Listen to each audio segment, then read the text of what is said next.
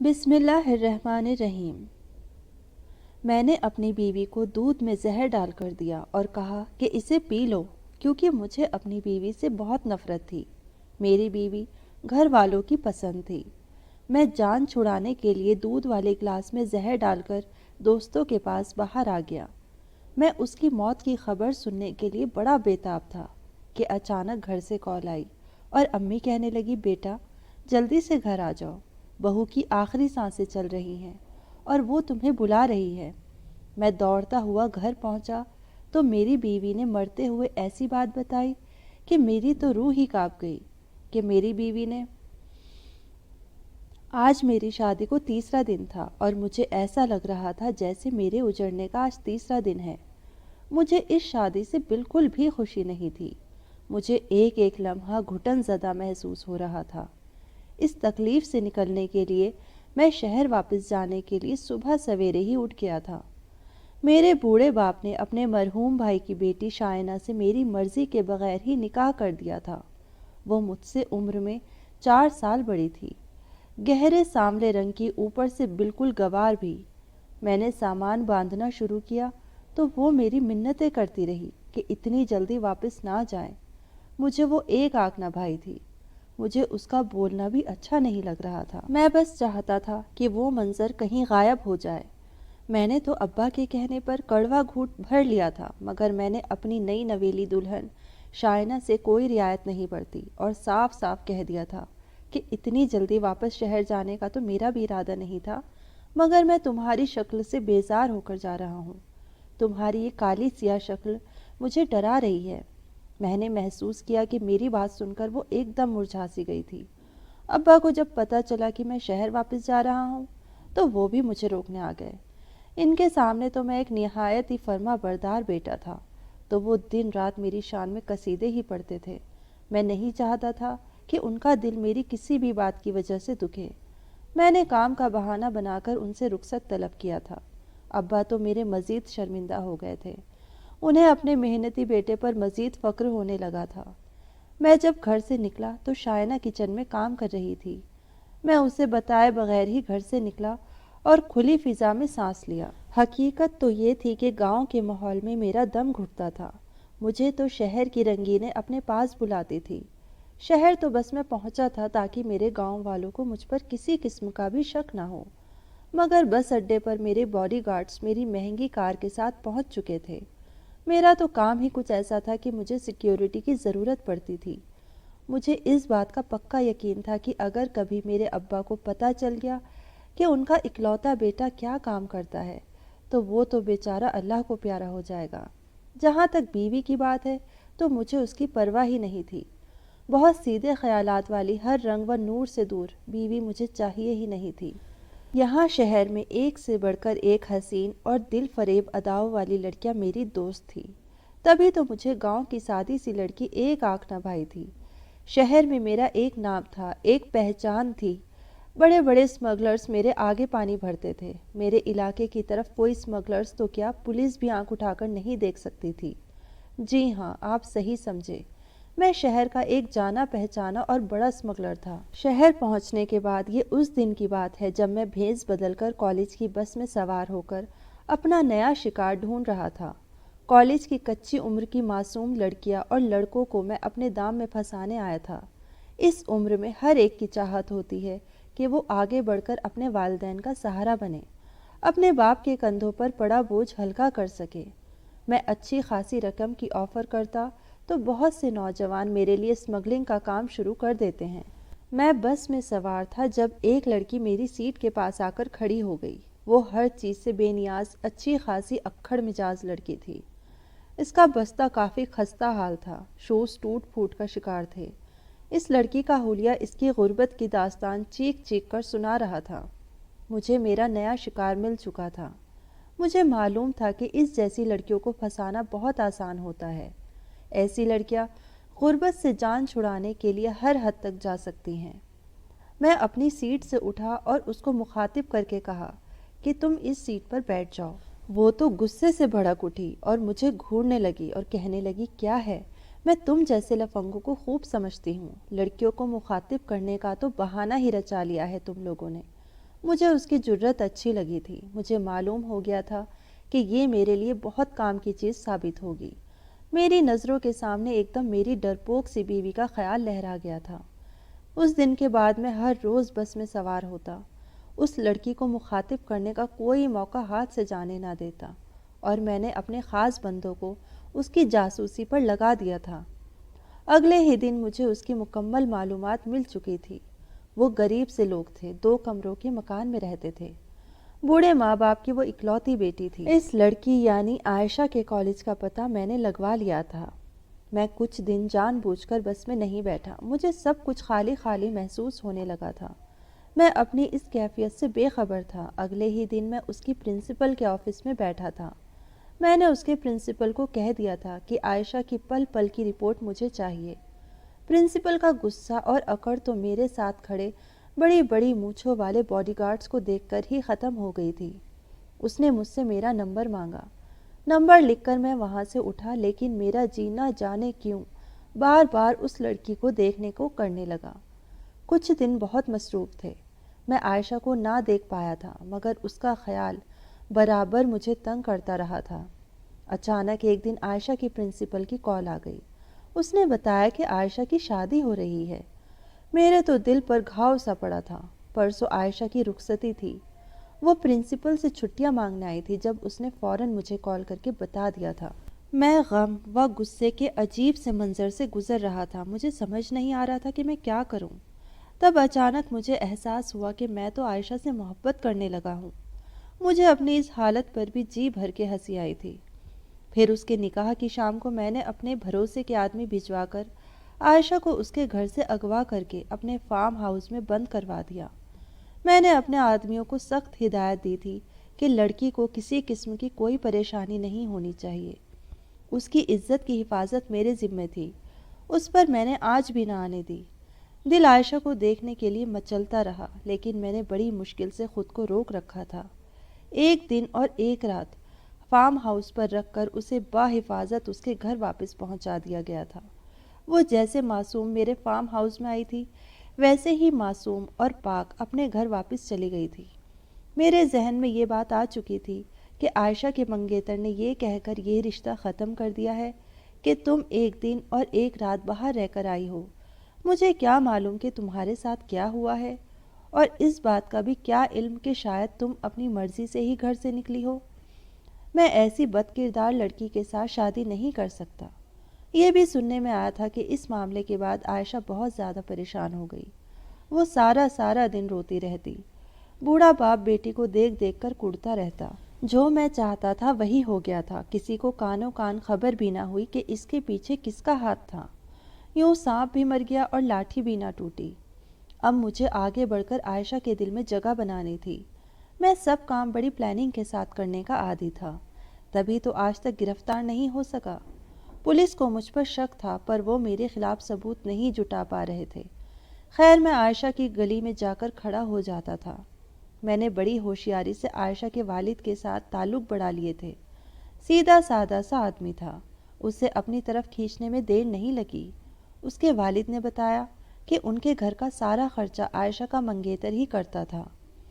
اب تو فاقوں تک کی نوبت آ پہنچی تھی۔ میں نے ان کے والد کے گھر میں راشن ڈلوا دیا تھا۔ عائشہ کے والد نے بہت منع کیا، لیکن میں نے بھی کہہ دیا کہ مجھے اپنا بیٹا ہی سمجھے۔ یوں میں عائشہ کے گھر تک پہنچ گیا۔ میں پیسہ پانی کی طرح لٹا رہا تھا۔ عائشہ نے مجھے پہچان لیا، اس لیے وہ مجھ سے بات نہیں کرتی تھی، لیکن میری مسلسل مہربانیوں نے اس پر بھی اثر ڈالا تھا۔ وہ میری شرافت کی قائل ہو چکی تھی۔ ایک دن اس نے مجھ سے رو رو کر معافی مانگی، لیکن میں نے کہا کہ انسان کو غلط فہمی ہو ہی جاتی ہے، اس سے پریشان ہونے کی ضرورت نہیں۔ اس کے بعد میں جب بھی ان کے گھر جاتا، وہ مجھ سے چائے پانی کا خود پوچھتی۔ اس طرح آہستہ آہستہ ہم دونوں نے دوستی کر لی، اور یوں میری زندگی میں چین ہی چین ہو گیا۔ میں اسے گھمانے پارک لے جاتا، اچھے اچھے مہنگے ہوٹلوں میں کھانا کھلاتا، دنیا جہان کی چیزیں اس کے قدموں میں ڈال دیتا، اور ایسا کرنے میں مجھے کوئی بھی افسوس نہیں ہوتا تھا، بلکہ مجھے دلی سکون ملتا تھا۔ عائشہ کا جھکاؤ بھی میری طرف تھا۔ چھپے الفاظ میں اس نے اپنی چاہت کا اظہار مجھ سے کر دیا تھا، اور وہ دن میری زندگی کا سب سے خوبصورت دن تھا۔ میں نے ایک بھی لمحہ ضائع کیے بغیر عائشہ کے باپ سے اس کا رشتہ مانگا تھا۔ انہیں بھی کوئی اعتراض نہیں تھا، بلکہ وہ تو خوشی سے ہلکان ہو رہا تھا۔ عائشہ نے بھی ہاں کر دی، مگر نہ جانے کہاں سے اس کو میری شادی کی خبر ہو گئی۔ وہ سارا دن روتی رہی تھی، اس کے آنسو دیکھ کر میرا تو کلیجہ ہی پھٹا جا رہا تھا۔ میں نے اسے ہر طرح سے یقین دلایا کہ وہ ہمارے راستے میں نہیں آئے گی، کیونکہ میں تو اسے دیکھنا بھی پسند نہیں کرتا، لیکن وہ نہ مانی۔ عائشہ نے شرط رکھی کہ میں جب تک شائنہ کو طلاق نہیں دوں گا وہ مجھ سے شادی نہیں کرے گی۔ میں نے اس کو بتایا کہ میں شائنہ کو چھوڑ نہیں سکتا، کیونکہ اگر میں نے اس کو چھوڑ دیا تو میرا باپ مر جائے گا، تو پھر ایسا کرو کہ وہ خود تمہیں چھوڑ کر بھاگ جائے۔ مجھے عائشہ کی بات پسند آئی تھی، فوراً سب چھوڑ چھاڑ کر دوبارہ گاؤں جانا پڑا۔ ابا اور شائنہ میرے آنے پر بہت خوش تھے۔ میں نے اپنا رویہ شائنہ کے ساتھ سخت کر لیا تھا، بات بات پر اسے ذلیل کرنے لگا تھا، مگر وہ خاموش آنسو بہاتی رہی تھی۔ اس کی کالی شکل مجھے غصہ دلاتی تھی۔ میں اسے سانولی رنگت کے تانے دیتا تو وہ شیشہ پکڑے ہر وقت روتی۔ اس کے آنسو دیکھ کر لمحے بھر کو دل دکھتا، مگر میں بھی کیا کرتا، میں عائشہ کے عشق میں پاگل ہو گیا تھا۔ میں نے اس کے ساتھ برا سلوک شروع کر دیا تو نوبت مار پیٹ تک آ گئی تھی۔ میں نے شائنہ پر ہاتھ اٹھانا شروع کر دیا تھا، مگر میں نے کبھی اس کے لب سے شکوہ نہیں سنا تھا۔ مجھے شائنہ کے ڈھیٹ پنے پر مزید غصہ آنے لگا تھا۔ وہ کافی سخت جان تھی، میں جتنا بھی اس سے دور بھاگتا وہ اتنا ہی مجھ پر مرتی۔ میری زندگی میں اگر عائشہ نہ ہوتی تو اب تک میں شائنہ کا بن چکا ہوتا، مگر اب جب میں اس سے جان چھڑوانا چاہتا تھا تو اس کی یہ حرکت مجھے پریشان کرتی۔ میں قصہ تمام کر کے جلد سے جلد عائشہ کے پاس جانا چاہتا تھا۔ اس کی منموہنی صورت مجھے بہت یاد آتی تھی۔ گاؤں آئے ہوئے مجھے 1 مہینہ ہو چکا تھا، اس لیے میرے کاروبار پر بہت برا اثر پڑا تھا، جو کہ عائشہ کے ساتھ مسلسل رابطے میں تھا، اس لیے میں تھوڑا صبر کر کے بیٹھا تھا۔ میں عائشہ کو سارے حالات سے آگاہ کرتا رہا تھا۔ اب تو وہ بھی شائنہ کے ڈھیٹ پنے سے پریشان ہو گئی تھی۔ اس نے مجھے شائنہ کو زہر کھلانے کا مشورہ دے دیا۔ ایک لمحے کے لیے میرا دل ڈوب سا گیا تھا، مگر اس کے سوا اور کوئی چارہ بھی نہیں تھا۔ میں نے عائشہ کو جلد خوشخبری سنانے کا کہہ کر کال بند کر دی تھی۔ شام ہو چکی تھی۔ میں نے شائنہ کو گھر میں ڈھونڈا، مگر وہ کہیں نظر نہیں آئی۔ میں چھت پر گیا تو وہ گوار سی بیٹھی آنسو بہا رہی تھی۔ میں نے اس سے بڑے پیار سے بات کی تھی کہ کیا ہوا شائنہ؟ میرے پوچھنے پر وہ رو دی، مگر لب پہ کوئی شکوہ نہ لائی۔ میں بہت برا ہوں نا؟ میں نے لہجے میں محبت بھر کر اس سے پوچھا تھا تو وہ تڑپ کر ہی رہ گئی تھی۔ بری تو میں ہوں، پہلے ہی آپ کی زندگی کو جہنم بنا دیا ہے۔ آپ کی طرف دیکھ کر دل دکھتا ہے کہ کیسے آپ جیسے حسین مرد کو مجھ جیسی بدصورت بیوی ملی ہے۔ آپ کہاں برے ہیں؟ بری تو میں ہوں۔ اس کی باتیں تھی جو مجھے اپنے برے ہونے کا یقین دلا رہی تھی کہ میں کتنا گرا ہوا انسان تھا، مگر وہ کہتے ہیں نا، جس کی صورت سیاہ تھی اس کا دل بہت اجالا سا تھا۔ میں نے اس کے آنسو پوچھ کر اس سے اس کی پسندیدہ چیز کے بارے میں پوچھا تو اس نے دودھ کا ذکر کیا۔ میں مسکرا دیا۔ ایک لمحے کو میرا دل چاہا کہ وقت تھم جائے، مجھے اس معصوم لڑکی کی جان نہ لینی پڑے، مگر عائشہ کا سراپا جب آنکھوں کے سامنے لہرایا تو مجھے کڑوا گھونٹ پینا ہی پڑا۔ میں کچھ دیر اس کے پاس بیٹھنے کے بعد گائے کی ڈیری گیا اور وہاں سے تازہ دودھ لیا اور دوسری طرف چل دیا۔ وہاں سے میں نے کھیتوں میں ڈالنے والی زہریلی دوا دودھ میں چھڑکی۔ ایسا کرتے وقت میرے ہاتھ تھر تھر کانپ رہے تھے، میں پسینے سے سراپور ہو چکا تھا، مگر اس دن شیطان نے میری ایک نہ چلنے دی تھی۔ وہ مجھ پر بری طرح حاوی ہو چکا تھا، مجھ میں ہر قسم کا احساس ختم ہو چکا تھا۔ میں نے کچھ محبت جتا کر وہ دودھ شائنہ کے سامنے رکھا اور کہا کہ اسے پیو، مگر وہ ہچکچاہٹ کا شکار تھی۔ میرے مجبور کرنے پر اس نے دودھ کا گلاس پی لیا۔ جب مجھے یقین ہو گیا کہ وہ اتنے زہریلے دودھ سے مر جائے گی تو میں بھی اٹھ گیا۔ سامان تو پہلے سے ہی پیک تھا۔ شائنہ کو الوداع کہہ کر خوشی خوشی شہر کے سفر پر نکل پڑا۔ میں بہت مطمئن تھا کہ میری خوشیوں کے درمیان سب سے بڑا کانٹا اب نکل چکا تھا، مگر نہ جانے کیوں میں جیسے جیسے شہر کی طرف بڑھ رہا تھا میرا دل بیٹھا چلا جا رہا تھا۔ میں نے عائشہ کو کال کر کے اپنے آنے کے بارے میں بتا دیا تھا، لیکن اس کے گھر پہنچ کر میں نے سرپرائز دینے کا سوچا تھا۔ دروازے کی چابی میرے پاس موجود تھی۔ میں نے چپکے سے دروازہ کھولا اور اس کے گھر میں داخل ہو گیا، لیکن یہ کیا، مجھے عجیب سا احساس کیوں ہو رہا تھا؟ خاموشی اس قدر تھی کہ مجھے قبر کا گمان ہونے لگا تھا۔ تبھی میں نے عائشہ کو دیکھا، وہ ایک کمرے سے نکلی، سجی سوری بلا شبہ بہت حسین لگ رہی تھی، اور عائشہ کے ہاتھ میں مٹھائی کی پلیٹ تھی۔ وہ خوشی سے نہال ہو رہی تھی۔ آج ہمارے راستے سے ہر قسم کا کانٹا نکل چکا ہے، آج خوشی کا دن ہے، یہ مٹھائی کھاؤ اور خوشی مناؤ۔